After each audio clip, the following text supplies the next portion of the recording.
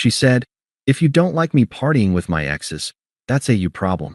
I said, "You're right," and I just solved it. Then I packed my stuff, moved into my own place, and posted a picture of my new key with the caption "Problem solved."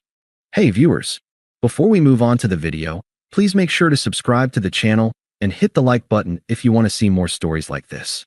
Thanks. Throwaway account for obvious reasons. This all went down about a year ago, but I've been lurking on here long enough to know stories like this blow up. Figured I'd share mine because, looking back, it's a textbook case of how ignoring red flags turns into a full-on fire. I'm Alex, 28 at the time, working as a software engineer in a mid-sized city. Decent job, stable life. Nothing flashy, but I was the guy who showed up. My girlfriend Sarah, 26, was in marketing for a small firm. We met through mutual friends 3 years earlier, and at first, it was solid. She was outgoing, fun, the kind of person who lit up a room. I was more low-key, happy to chill at home or grab dinner after a long day coding. But let's rewind a bit to set the stage. I was loyal to a fault. Sarah had this thing about living her best life, which translated to weekend parties, club hops, and what she called girls' nights out. I didn't mind at first. I trusted her, and hey, everyone needs space. But over time, those nights started including her exes. Not just one, but a rotating cast. There was Jake, her college fling who was always just a friend now, popping up in group photos with his arm around her. Then Mike, the high school sweetheart she'd run into at bars. She'd post stories online, all smiles and shots, tagging them like it was no big deal. I'd bring it up gently, not accusatory, just sharing how it made me feel uneasy. "Babe, it's weird seeing you out with exes all the time. Makes me feel like I'm not enough." Her response? Always the same deflection. "They're part of my social circle, Alex. If you're insecure about it, that's on you." Gaslighting 101, right? But I loved her, so I'd back off, convince myself I was overreacting. Flashback to one night. I had a big project deadline, stayed up late coding while she was out. She stumbled in at 3 a.m., reeking of booze and perfume that wasn't hers. "Had a blast with the crew," she said, crashing into bed without a kiss. The next morning, her phone buzzed with texts from Jake. "Last night was epic. Let's do it again soon." I saw it by accident, felt my stomach drop, but when I asked, she rolled her eyes. "Jealous much?" "It's harmless fun. I sacrificed a lot for us." There was the time I skipped a work networking event. Could have led to a promotion, to drive her home from a party because she was too tipsy. Or the weekends I'd plan quiet dates, only for her to bail last minute for spontaneous outings with her crew, exes included. I'd wait up, alone, scrolling through her posts where she looked happier without me. It built this quiet resentment, but I never blew up. I thought commitment meant working through it. Meanwhile, she'd compare me subtly. "Jake's so adventurous. He's always up for anything." Or, "Mike knows how to party without getting all possessive." It chipped away at me, making me feel like a backup plan, the safe guy she settled for while chasing thrills. The emotional abandonment hit hardest. We'd have nights where I'd try to connect, cook dinner, suggest a movie, and she'd be glued to her phone, laughing at memes from her ex-group chats. "Why can't you just relax?" she'd say if I pointed it out. I started questioning myself. Was I too boring? Too committed? The confusion gnawed at me during long drives to work, staring at the road, wondering why my loyalty felt like a weakness. But I stayed, thinking things would balance out. Spoiler, they didn't. It all came to a head one Friday. I'd seen her latest post, a blurry club pic with Jake's face smushed against hers, captioned, "Old flames, new memories fired." My heart sank, but I waited until she got home. No yelling, just calm. "Sarah, this partying with exes thing, it's crossing lines for me. We need to talk about boundaries." She didn't even look up from her phone at first, then sighed dramatically. That sigh was the prelude to the storm. Sarah set her phone down, crossed her arms, and fixed me with this smug, pitying look, like I was a kid throwing a tantrum. We were in our living room, the one I'd furnished mostly with my stuff because she was always too busy to shop. The TV was on mute in the background, some reality show she'd been binging, which felt ironically fitting. "Alex, seriously? Again with this?" she started, her tone dripping with exasperation. "If you don't like me partying with my exes, that's a you problem. They're my friends. Have been for years. Jake and I dated ages ago, but we vibe on a platonic level now. Same with Mike. It's not like I'm cheating or anything. You're just insecure. I stood there, feeling the weight of all those ignored concerns crash down. But I kept my voice steady. It's not insecurity, Sarah. It's respect.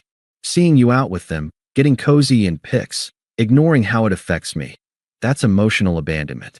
I've supported your fun, but it feels like you're comparing me to them constantly, like I'm the boring option. She laughed then, a sharp, dismissive bark that stung more than any shout. Comparing? Please. You're stable, Alex, and that's great. But yeah, sometimes I need excitement. Jake's spontaneous. He drags me out dancing till dawn. Mike's hilarious. Always has the best stories. You're home by 10, coding, or whatever. If you can't handle me having a life outside of us, that's twisted logic. Relationships aren't about controlling who I hang with. I nodded slowly, processing her words. No begging, no outburst, just clarity hitting me like a cold wave. You know what? You're right. It is a me problem. Her eyebrows shot up, surprised I wasn't fighting back. Exactly. So work on it. Therapy or something. And I just solved it. I added, turning toward the bedroom. What? She called after me, her smugness cracking a bit. I didn't respond. Instead, I grabbed a duffel bag from the closet and started packing. Essentials first: clothes, laptop, charger. She followed me in, leaning against the doorframe with her arms crossed again. What the hell are you doing? She demanded, her voice rising. Packing, I said simply, folding shirts without looking up. She snorted. Oh, come on. You're being dramatic. Put that down, we can talk. We just did, I replied evenly. You made it clear, your partying with exes is non-negotiable, and my issue with it is my problem. So, I'm removing myself from the equation. Problem solved. Her face twisted, a mix of confusion and irritation. You can't just leave like this. We've been together 3 years. What about the apartment? Our friends? You're gonna throw it all away because I have a social life. It's not throwing away, it's detaching, I said, zipping the bag. You've been emotionally checking out for months, Sarah. The comparisons, the late nights, the dismissals. I've been loyal, committed, but I'm not a backup while you chase excitement with your exes. You want freedom? Have it. She stepped closer, her smug mask slipping into something more manipulative. Fine, go then.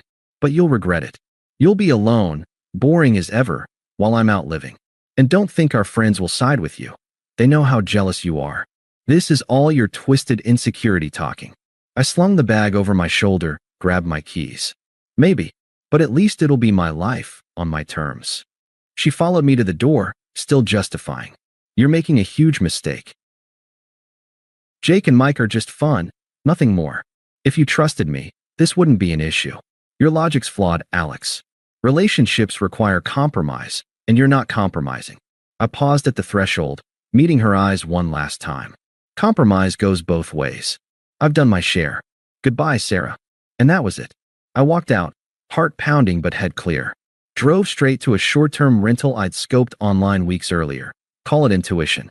It was a small studio downtown, nothing fancy, but mine.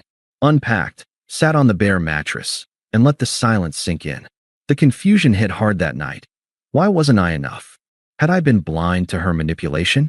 The unfairness burned. Me, the loyal one, left feeling discarded. But I didn't text her, didn't call. Just breathed through it. The next morning, I posted a pic on social media, my new key dangling from my finger, caption, problem solved. Subtle, no tags, no drama, just a quiet declaration. Friends started messaging, confused. Her? Radio silence at first. I blocked her temporarily, not out of spite, but to protect my peace. Spent the next days in a haze, alternating between work focus and staring at walls, processing the betrayal. It felt outrageous, her entitlement, her cruelty in that conversation. But I stayed composed, no drunken rants or revenge plots. Just me, rebuilding one step at a time.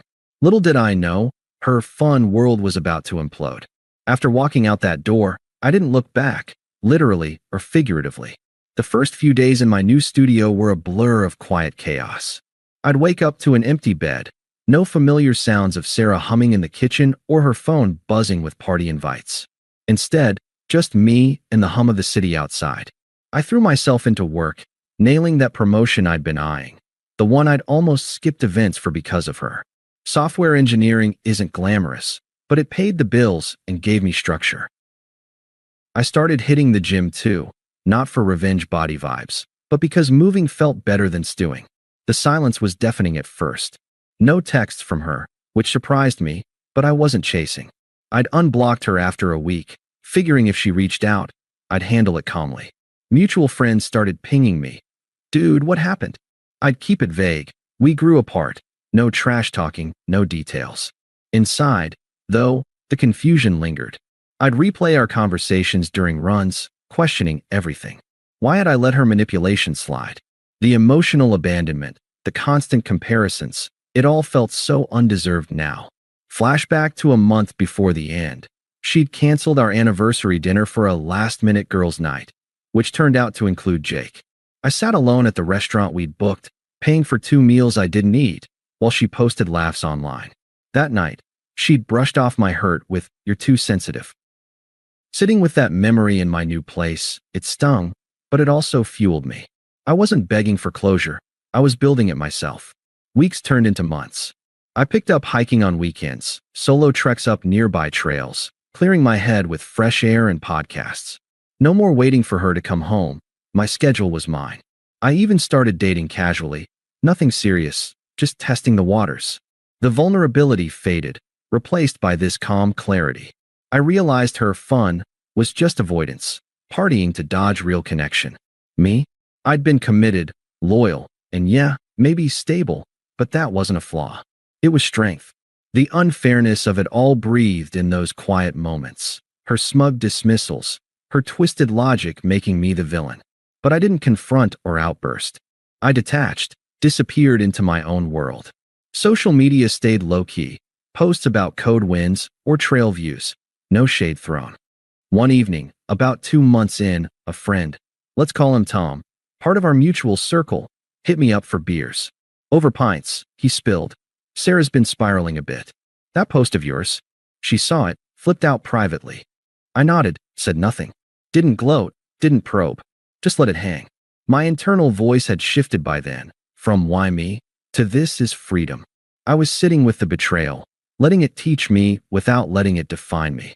No emotional outbursts, no desperate calls. Dignity felt like armor now. The arc was rising, slow but sure. I upgraded the studio to a 1-bedroom, furnished it my way, minimalist, functional. Work was thriving. I landed a side project that padded my savings. Life without her drama? Peaceful. The confusion ebbed, replaced by gratitude for the exit. I'd been mistreated, sure, but walking away was the win. It started with whispers from the grapevine, then snowballed into full karma overload. About 3 months post-breakup, Tom clued me in again. Sarah had officially upgraded her party scene, diving headfirst into nights out with Jake as her main squeeze. Mike was still around too, but Jake was the star, the adventurous one she'd praised. From what I heard, it was all thrills at first. Club hops, late-night adventures, her posts screaming, "living my best life." But cracks showed quick.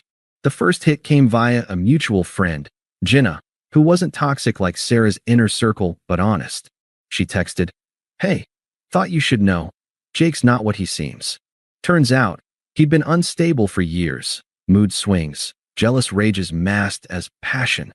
Sarah ignored the warnings, too smug in her freedom.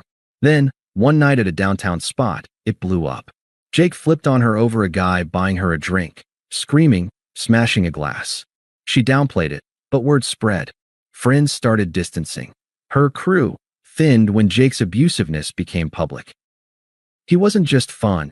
He was chaotic, using her for ego boosts before ghosting for weekends with other women. Karma ramped up when her job unraveled. Marketing gig? She showed up hungover one too many times, botched a client pitch after a Jake-fueled all-nighter, got put on probation, then fired outright. Suddenly, the girl who mocked my boring stability was scrambling for rent. Her apartment, our old one, became a solo burden. She couldn't afford it alone. Moved to a dingy shared place on the outskirts, posting less, complaining more in group chats that leaked back to me. The irony hit hardest with our mutual friends. At first, some defended her. She's just figuring herself out. But as truths emerged, her emotional cheating vibes with exes, the manipulations, they flipped. Tom admitted, "We saw how she treated you, man. Dismissing your feelings like that? Not cool." Jenna cut ties after Sarah lashed out at her for taking sides. Isolation set in. Her family, always enabling, couldn't bail her out forever. The exes? Mike bailed early, calling her drama too much. Jake discarded her like yesterday's news, dumped her via text after a blowout, leaving her broke from covering his tabs. I didn't seek this out, it filtered in naturally. Pacing it slow in my mind, I reflected during hikes. Her betrayal felt outrageous, but watching it unfold from afar, satisfying without effort. No gloating. I didn't wish her ill, but consequences are real. Her reputation tanked. Job hunt stalled because her online trail screamed unreliability. Mutuals stopped inviting her places, siding quietly with me after seeing the hypocrisy. She who'd craved excitement ended up alone, scrolling regrets in a crappy room. By 6 months, she was unraveling fully, broke, isolated, irrelevant in the circles she'd prized. Friends confided she'd hit rock bottom, realizing too late what stability meant. The justice felt earned, ironic. The you problem became hers entirely. The attempt started subtle, then snowballed into desperation. Around month 4, my phone lit up with a text from Sarah. "Hey, Alex. Been thinking about us. Can we talk? Miss our talks." I stared at it during a work break, feeling nothing but detachment. Replied short, "No need. We're done." Blocked again? Nah, but I kept responses minimal. A week later, call attempt. I let it ring, then a voicemail. "Alex, pick up. I know I messed up, but that partying stuff? It was just fun, nothing serious. Jake was a mistake. He's unstable, treated me like crap. You were always so steady. Let's grab coffee, hash it out." Her voice cracked a bit, excuses flowing. I didn't call back. Escalation hit with her crew. First, her sister, Lisa, toxic enabler extraordinaire, messaged, "You're being childish, Alex. Sarah's hurting. She needs closure. Be a man and talk to her." Unpleasant guilt trip, implying I owed her.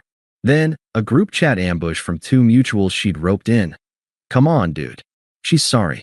Exes were platonic. Your jealousy blew it up." I exited the chat, no reply. By month 5, desperation peaked. She showed up at my new building, must have gotten the address from someone. Buzzed the intercom. "Alex, it's me. Please, let me up. I need to see you." I didn't buzz her in, but spoke through. "Sarah, go home. This is over." That's when anger surfaced, her true colors blazing. Another voicemail storm. "How dare you ignore me? After everything? You packed and left like a coward. Jake dumped me. Job's gone. Happy now? You're heartless, Alex. I thought you cared." Raging hypocrisy, blaming me for her fallout, twisting it like my detachment caused her mess. Friends and family piled on, unpleasant as hell. Lisa called. Family's worried. Sarah's depressed, isolating. Your fault for ghosting. She deserves a second chance. Exes meant nothing. A friend, pressured by her, texted. Bro, she's unraveling. Talk to her before it's worse. I stayed firm, replying once. Her choices, her consequences. Respect my space. The final encounter sealed it. At Tom's birthday bash, month 7. Mutual gathering at a local bar. I showed with Emily, a woman I'd met hiking, supportive, drama-free. We clicked naturally. Sarah showed uninvited, eyes puffy, desperate. Spotted me laughing with Emily, approached. Alex, she started, voice shaky. Can we talk? Privately. I turned, calm as ever. No, Sarah. Enjoy the party. She pressed, glancing at Emily. Who's she? Already replaced me? I messed up, okay? Partying was stupid. Jake abused me, left me broke. Friends ditched. I see now you were right. Please, let's try again. Emily excused herself politely. I faced Sarah. If you don't like how I've moved on, that's a you problem. I mirrored firm. You discarded me, smug about your fun. I built something better. Works great. Life's peaceful. You're irrelevant now. A lesson learned. Her face crumpled, hypocrisy exposed. But I love you. This is twisted, You're punishing me. No punishment, I said, evolved. Just growth. Goodbye for good. She stormed off, muttering. Party contrasted it all. Her alone, me thriving with Emily, friends nodding approval. Update. Years passed. I'm engaged to Emily, career soaring. Sarah? Faded from my world. Emotionally free, completely moved on. Thanks for watching. Make sure to subscribe to the channel and hit the like button. What do you think about this story? Share it in the comments.